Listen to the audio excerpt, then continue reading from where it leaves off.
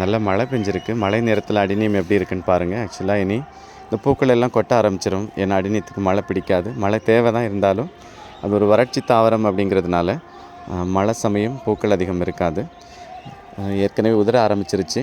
இப்போ இந்த மழை சமயம் நம்ம எப்படி இதை கொஞ்சம் கவனம் கொடுக்கணும் அப்படின்னா, அதில் இருக்கிற அந்த காஞ்ச பூக்கள், பழுத்த இலைகள் எல்லாம் அதை கொஞ்சம் நம்ம க்ளீன் பண்ணி எடுக்கணும் செடியில் இருந்து. நான் ஏற்கனவே ஓரளவு எடுத்துட்டேன், நீட்டாக தான் இருக்குது செடி.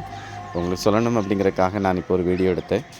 அந்த காஞ்ச குச்சிகள் எவ்வளோ இருந்தாலும் அதை நீங்கள் எடுத்துடணும். ஏன்னா அதில் தண்ணி பட்டு ஈரமாகி அந்த இலை அப்படியே அதிலிருந்து அழுகி ஃபங்கஸ் அட்டாக் வரும். இப்போ சிலருக்கு இந்த மழைக்காலத்தில் ஏன் இலைகள்லாம் பழுத்து கொட்டுது நிறைய அப்படின்னா அது ஃபங்கஸ் அட்டாக் தான். இப்போ இந்த செடியெல்லாம் பார்த்திங்கன்னா எனக்கு இலைகள் எல்லா கிளையிலையுமே நிறைய இலைகள் இருக்கும். சில வீடுகளில் வெறும் குச்சி மட்டும்தான் இருக்கும், குச்சியில் இருந்து பூ பூக்கும்.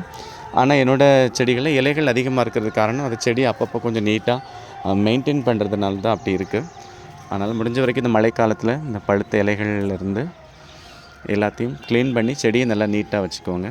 கீழே கூட கொஞ்சம் குப்பையாக கிடக்கு, நான் இனி அதை ஒரு முறை க்ளீன் பண்ணணும். இந்த செடியெல்லாம் ஏற்கனவே க்ளீன் பண்ணியாச்சு. மழையினால் பூக்கள் எல்லாம் தலைகீழே தொங்குது பாருங்கள், வெயிட்டு தாங்காமல். அதுபோல் மழை நேரத்தில் ப்ரூன் பண்ணாமல் இருக்கிறது நல்லது. ஏன்னா ப்ரூன் பண்ணும்போது அந்த தண்டு வழியாக தண்ணி இறங்கும்போது செடி அழுகிறதுக்கான வாய்ப்பு இருக்குது. அதை கொஞ்சம் கவனமாக பார்க்கணும்.